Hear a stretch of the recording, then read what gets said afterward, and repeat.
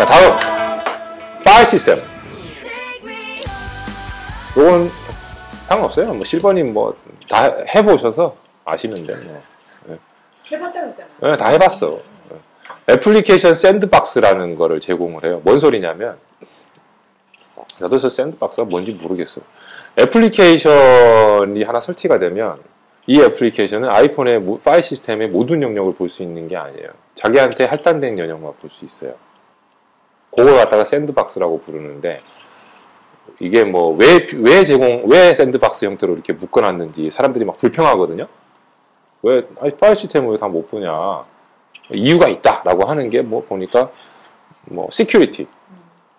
딴 놈이 와서 이제 똥 싸놓으면은 내 애플리케이션이 헷갈릴 수 있으니까 뭐 그런 문제. 그다음에 프라이버시. 뭐 예를 들어서 내 애플리케이션에서 중요한 정보 카드 비밀번호를 넣어놨는데 다른 애플리케이션에서 와서 뭐 가져간다든가 이러면 안 되잖아요. 프라이버시라든가. 그다음에 애플리케이션을 우리 삭제하잖아요. 꾹 화면을 꾹 누른 다음에 흔들흔들 할 때 X 표시 딱 누르면 애플리케이션 삭제 되죠. 그때 이 샌드박스 디렉토리 영역도 한꺼번에 같이 없어져요. 그러면 데이터와 애플리케이션이 한꺼번에 사라지죠. 깔끔하다는 거. 프로그램 우리 어인스톨 할 때는 완전히 지워지기를 바라지 뭐는 남고 뭐는 지워지고 이런 걸 바라지 않잖아요. 그런 이유로 지원한대요. 뭐 맞는지 안 맞는지 나한테 따지지 마세요. 자, 애플리케이션 번들 디렉토리가 있어요. 여기는 리드 온리입니다.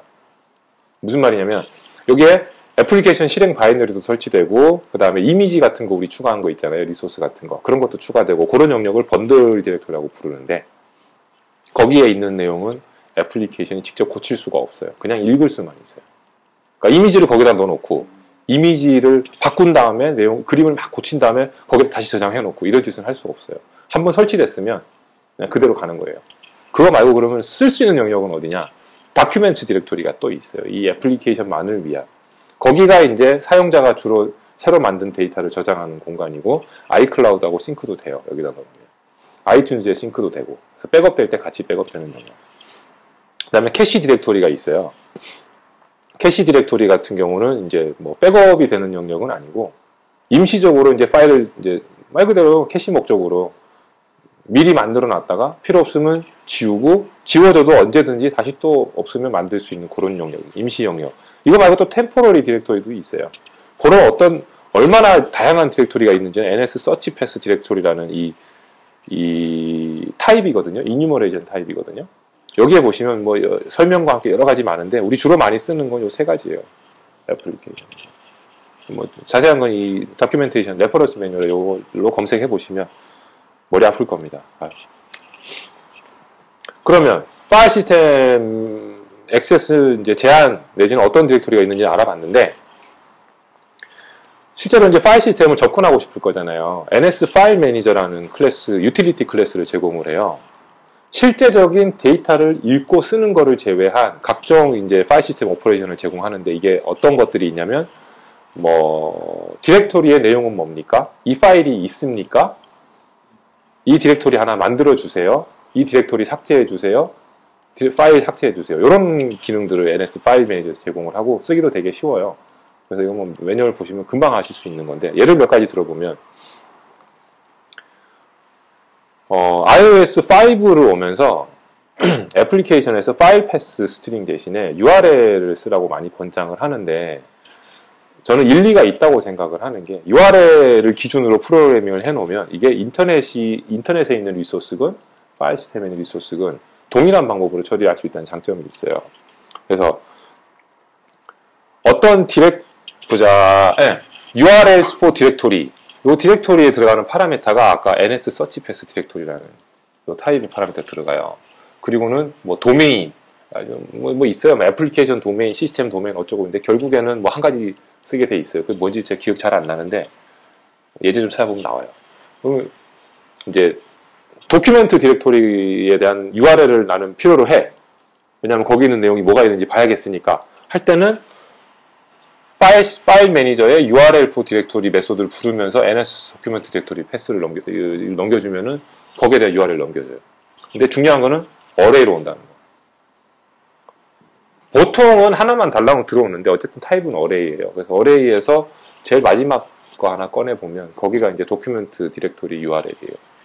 그다음에 스트링 클래스에도 이제 이런 거를 좀 편하게 쓸 수 있는 유틸리티 메소드를 지원을 하는데 파일 시스템 패스 같은 경우는 이 디렉토리 밑에 있는 어떤 파일, 이 디렉토리 밑에 있는 어떤 디렉토리, 밑에 있는 어떤 디렉토리 뭐 이런 식으로 조합을 할 거잖아요. 그 사이사이에 우리 슬래시를 넣을 수도 있고 백슬래시를 넣을 수도 있고 시스템마다 다르잖아요. 그런 거 신경 쓰지 마시고 스트링 바이 어펜딩 패스 컴포넌트 요거 해주게 되면 어느 디렉토리 밑에 서브 디렉토리 A라고 딱 넘겨주게 되면 그 사이에 그 패스 컴포넌트를 자동으로 넣어주는 이런 메소드도 있습니다.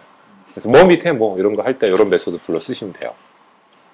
파일 매니저로 이제 이렇게 요거 말고 어떤 메소드들이 있는지는 매뉴얼 한번 보세요. 되게 뭐 어렵지도 않아요. 이름 보면 대충 알 수 있으니까.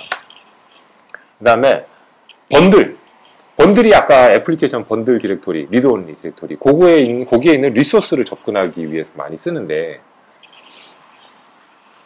여기 보면 클래스 메소드 하나 있죠. 메인 번들. 이런 식으로 이제 싱글 쉐어드 오브젝트를 하나 딱 가지고 와서 이제 그거 가지고 쓰는 거예요. 메인 번들이면 아니면 메인 번들이라는 말이 있는 걸 보면 그거 말고 추가적인 여러 개의 번들이 들어갈 수도 있어요. 내가 프로젝트를 구성할 때 리소스를 갖다가 메인 번들에도 넣고 말고 또 한 세트 더 만들어서 거기다가 따로 모아놓고 뭐 이런 식으로 할 수 있거든요. 그럼 그렇게 됐을 때는 그 URL을 내가 위치를 알면 그 URL 지정해주면 그 별도의 번들을 가지고 온다든가 이렇게 할 수 있고 아니면 패스 그냥 URL 말고 파일 패스 적어줘도 되고 그 다음에 요거 같은 경우 우리 이미지 지난번에 리소스 가지고 올 때 썼죠. URL for 리소스 해가지고 여기다가 뭐 레이저 블루 그 다음에 익스텐션 PNG 이렇게 해주면 그거에 대한 URL 딱 가지고 번들 프로그래밍 가이드라는 게 또 따로 있어요. 보시면 또 설명 또 자세하게 돼 있으니까 아주 궁금하시면 그쪽을 보시고 안 궁금하시면 그냥 대충 매뉴얼 보고 이거 메소드 불러 쓰시고 하시면 되고요. 이렇게 해서 이제 파일 시스템 여기까지. 그 다음에 프로퍼티 리스트. 이게 뭐 설명할 게 별로 없더라고요. 이미 뭐 이건 그냥 코딩을 많이 해야지 익숙해지는 건 거지 이론적으로 너무 간단한 개념이기 때문에 NS 어레이나 NS 딕셔너리에 이 두 가지 타입의 메소드들을 쓰시면은 파일에 기록하거나 파일에서 읽어올 수 있어요. 그게 이제 뭐 write to URL. 그러니까 NS 어레이에다가 내용 막 채워넣은 다음에 URL 패스 적어주고 로컬 패스 당연히 그리고는 저장하시오. 그럼 거기다 쭉 저장해 주는 거예요. 아니면 파일 패스 저장해주면 거기 저장해 주고. 저장했으면 읽어봐야 될 거 아니에요. 읽을 때 똑같이 얼럭 해놓고는 init with contents of URL, init with contents of file 이렇게 하시면 이제 파일에 저장했다가 읽어올 수 있어요. 이거에 대해서는 더 자세한 설명이 별로 필요 없어요, 그죠? 이제부터는 NS 어레이와 NS 딕셔너리 자체에다가 데이터를 넣고 빼는 것만 하면 되는 거니까. 그거 말고 NS 프로퍼티 리스트 시리얼라이제이션 클래스가 있어요. 자, 이게 왜 필요하냐면 좀 위에 요거 있잖아요. 프로퍼티 리스트를 바로 파일에 저장해주고 읽어오는 요거 같은 경우는 기본적으로 그 XML 형식을 따라서 텍스트 파일로 쭉 저장이 돼요. 근데 그렇게 안 하고 나는 바이너리 데이터로 그냥 통으로 저장하고 싶다. 그러면은 프로퍼티 리스트를 NS 데이터로 변환해주는 역할을 요 NS 프로퍼티 리스트 시리얼라이제이션이 해줘요. 그래서 프로퍼티 리스트를 그러니까 딕셔너리 하나 만들었어요. 그 다음에 NS 데이터로 쭉 변환을 해요. 그러고 나서는 얘를 파일로 하나 저장을 하든 아니면 닫은 파일의 일부로 저장을 하든 여러 가지 형태로 활용할 수 있겠죠. 그리고 반대로 복구해 내오는 게 프로퍼티 리스트 위드 데이터. 요거 불러오시면 돼요. 데이터 프롬 프로퍼티 리스트 이거 쓰시면 이제 데이터로 변환해주고 대신에 여기 포맷이 중요해요. 한 서너 가지 포맷을 지원을 해요. 그래서 거기 데이터로 변환할 때 어떤 포맷을 내가 지정했느냐에 따라서 복구할 때도 그 포맷을 지정해줘야지 복구할 수 있겠죠. 네. 이렇게 쓰시면 이제 바이너리 데이터와 프로퍼티 리스트 사이에 변환을 쉽게 하실 수 있어요. 오브젝트 아카이빙이라는 게 있는데, 자, 이 키 포인트 지저분해서 저는 안 씁니다. 디버깅도 골치 아파요. 이거 쓰지 마세요. 이거. 아니 뭐 아니요. 꼭 쓰고 싶으면 쓰시되. 이게 옛날에 저는 비주얼 스튜디오, 그 다음에 자바, 이런 거 하면서 오브젝트 시리얼라이제이션에 대한 걸 배울 때 나오던 스타일이 이런 스타일이에요. 그러니까 어떤 클래스가 하나 있고, 얘가 시리얼라이제이션을 지원을 한다. 근데 이 클래스 안에 다른 클래스가 또 들어가고, 그러면 걔도 시리얼라이제이션 지원해야 되고, 그 안에 또 시리얼라이제이션 되는 클래스 들어가고, 시리얼라이제이션 안 되는 클래스가 들어가 있으면 걔는 무시하고, 이런 식으로 오브젝트 그래프를 쫙 만들어 놓고는 처음에다 대고 시리얼라이저 딱 하면은 메소드를 갖다가 인코드 위드 코더, 인코드 위드 코더, 인코드 위드 코더 이런 식으로 탁탁탁 단계적으로 불러나가면서 결국에는 최종 결과물 하나를 만들어내는. 그리고 복구할 때는 반대 순서로 읽고 해서 init with coder, init with coder 이런 식으로. 그러니까 오브젝트 안에 들어가 있는 오브젝트는 죄다 시리얼라이제이션을 지원하게끔 프로그램을 다 해줘야 되잖아요. 그게 이제 자바에서 되죠. 시리얼라이제이션 할 때. 그죠? 예. 네. 그거 해보면 솔직히 좀 귀찮고, 깜빡하고 안 넣어가지고, 아이씨, 쓸 땐 잘 썼는데 왜 안 읽어지지? 뭐 이런 문제 되게 많이 발생해요. 그러니까 사람이 케어를 되게 많이 해야 돼요. 이걸 쓰려면. 그런 단점이 있어서 저는 안 쓰는 건데, 여러분은 뭐, 좋으시면 쓰세요. 써야 될까? 예. 대신에 써야 될 때 가장 기본적으로 아셔야 되는 거는, 그 오브젝트 아카이빙이 돼서 저장이 돼야 되는 그 클래스는 NS 코딩 프로토콜을 지원을 해야 되고, 따라서 이 두 가지 메소드가 지원이 돼야 되고 구현해 주셔야 돼요. 보시면은 요건 저장될 때 실행되는 메소드, 이거는 읽어질 때 실행되는 메소드니까 여기서 뭘 해줘야 되냐면 인코드니까 당연히 내 오브젝트 안에 있는 멤버들을 갖다가 이 코드에다가 넣고 하는 거 코딩해 주셔야 되고, 읽을 때는 반대로 디코드 해줘야 돼요. 이런 거예요. 잘 안 써요. 자, 좀 더 어드밴스드 토픽인데, 지금까지 이제 로컬 데이터에 관련된, 프레퍼런스라든가, 프로퍼티 리스트라든가, 아카이브라든가, 아니면 파일 시스템, 구조라든가 이런 거 알아봤잖아요. 그거 말고는 이제, 코어 데이터 프레임워크라고 해서, 데이터베이스, SQLite라는 데이터베이스를 밑에 깔아놓고, 그 위에다가 객체를 얹어놨어요. SQLite 위에다가. 그 API를 쓰면 이제 진짜 업무용 데이터베이스, 관계형 데이터베이스, 오브젝트 데이터베이스 쓸 수 있고, 이게 언제 필요하냐면 우리가 다루는 레코드가 몇백 개 수준이면 그냥 어레이로 해도 되고 그렇잖아요. 근데 이게 한 수천 개씩 되기 시작하면, 생각해보세요. 사용자는 데이터 레코드 하나를 보고 싶어요. 예를 들면은 컨택트에 있는 주소록 빈달로님의 전화번호 화면을 딱 보여주고 싶어요. 근데 이 전화기에 들어있는 사람이 한 2,000명이다. 그러면 한 사람 보여주려고 2,000명 들어있는 프로퍼티 리스트 파일을 와장창 메모리에 읽어와야 되는 거예요. 엄청나게 비효율적이잖아요.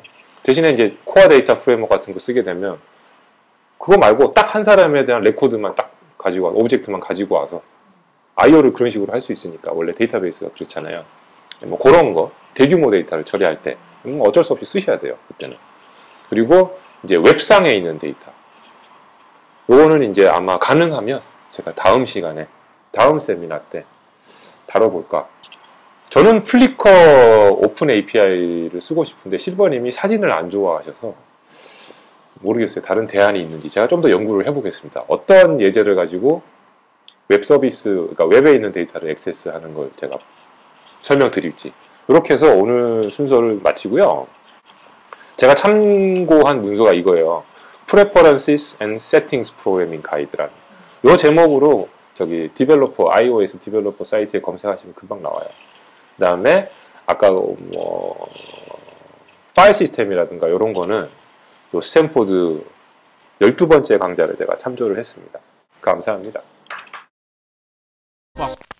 Obi Trice, real name, no gimmicks. Two trailer